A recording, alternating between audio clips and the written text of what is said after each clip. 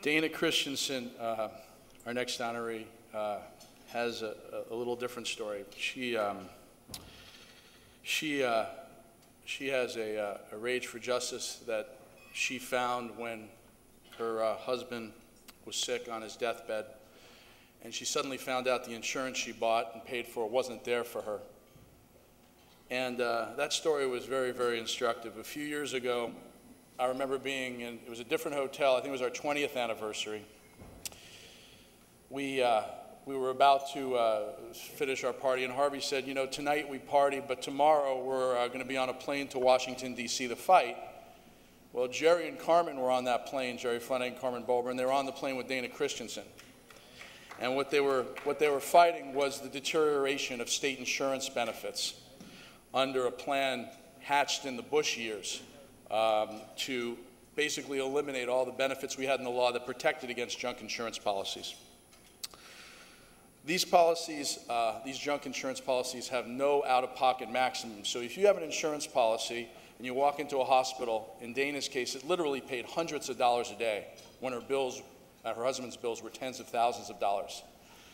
So this was a Friday night when we had this dinner, and I think they went on a plane. It must have been Sunday, because by Monday or Tuesday, Dana was on Capitol Hill lobbying against this bill to undermine state laws, telling her story. She was at a press conference with Dick Durbin, with Senator Kennedy, and she had with her a story, I think it appeared on Monday, by PBS Now that talked all about her tragedy and how the insurance company's policy left her high and dry. And as a result, literally within days, Dana single-handedly stopped this bill in its tracks.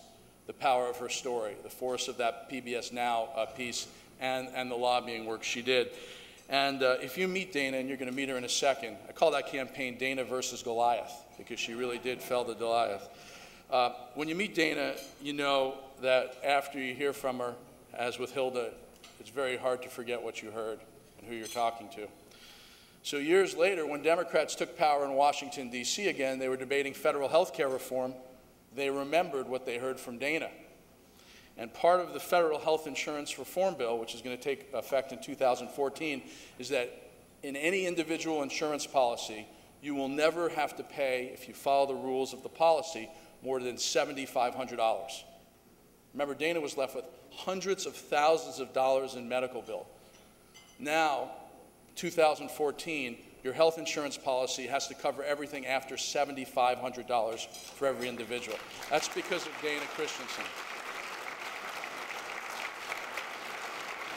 So let me just say something that Dana always says, and she always says, insurance isn't insurance if you can't rely on it when you're sick. And that's something that Congress and the President have now said, and it's a law in this nation. So I'm going to just roll a short video of Dana's story, and then we'll bring her up to induct her into the Hall of Fame as well.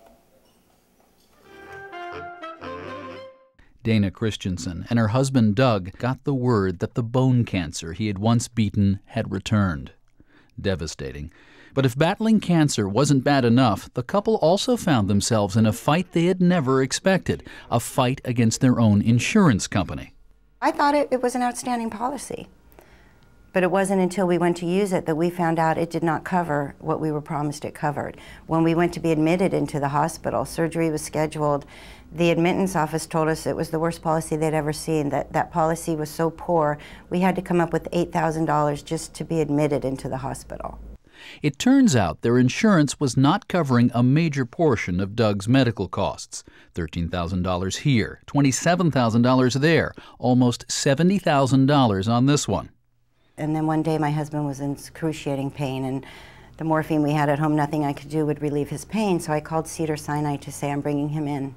He needs something. He needs to be relieved of this pain. And they said, I'm sorry, Mrs. Christensen, you guys are not allowed through these doors anymore. When the Christensens bought their policy, they thought they were being very careful. They even decided to pay extra for $100,000 in chemotherapy coverage. For chemotherapy, their insurance paid up to $1,000 a day. Now, that might sound adequate until you learn, for example, the actual cost on this one day alone was more than $14,000, leaving the couple financially responsible for the difference.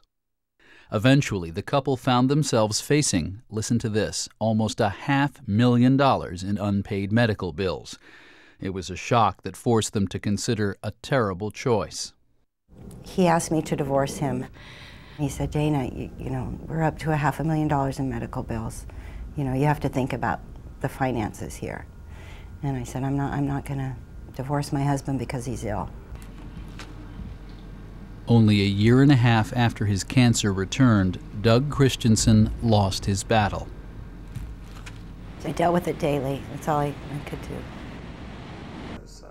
There was one other thing Dana could do under state law: sue for fraud and damages. Tony Stewart is Dana's attorney. The conclusion I've come to is that basically, in order for them to be able to sell this policy, they have to misrepresent. Because if the policy were to be honestly presented to people, nobody would ever buy it. With no admission of wrongdoing, the company paid Dana to settle the matter. Dana and Cedars-Sinai are in dispute over how much she still owes them. Mega offered to pay that hospital claim as well, but in exchange, the company wanted her to sign away her right to speak openly about her case. She was so angry, she refused and walked away from the additional money. This is exactly why I'm here. I don't want people to go through this. It's ridiculous. We're joined now by Dana Christensen. Why do you keep it up? I refuse to sign a confidentiality agreement because this should not happen to people.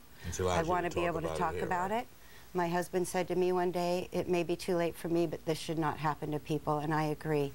But I want people to know what these companies do. I want them to be aware that they have to be very, very careful about what they're promised and what they're doing. Ladies and gentlemen, please welcome Dana Christensen into our Hall of Fame.